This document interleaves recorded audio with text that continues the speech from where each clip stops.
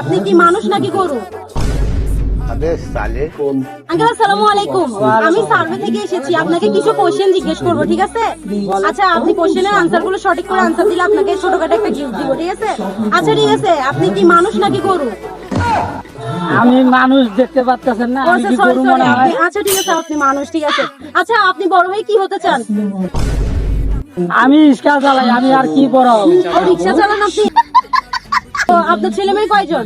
3 জন, এক মেয়ে 2 ছেলে। আপনি কি ছেলে নাকি মেয়ে?